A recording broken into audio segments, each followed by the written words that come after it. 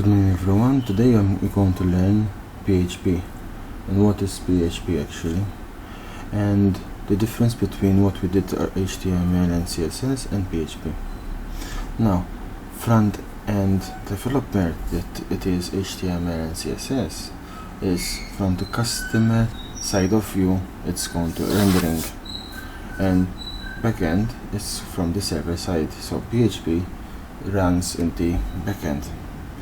Now, HTML we used it for making the structure, CSS we used it for styling, so there is no need to make it in the backend, and it's rendering from the client, and that one there is no security involved in it.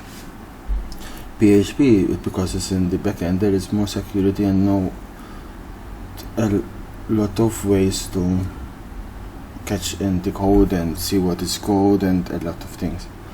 HTML and CSS is open source and you can see other people's code, and you can even see what they did, what they didn't do. PHP on the other hand, no. So PHP we can use it for more security, and even how we're going to use it for making our lives more easy. And that is just the main things that we're going to use it. In the future we're going to have a database too. It's going to be in the server side, and going to have another box. It's going to be the database, and we're going to have JavaScripting in the front end. We're going to add a lot of things, but for now I did it a simple diagram that we already used, and that's just it.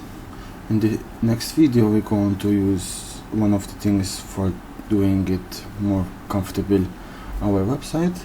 We're going to use PHP for that, like the layout we used, it's one page. Now we're going to make multiple pages, and we're going to use PHP to help us if we want to make some changes.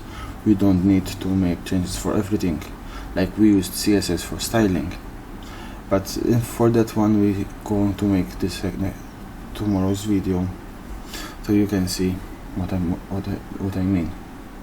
Thank you for watching. Hope you learned something.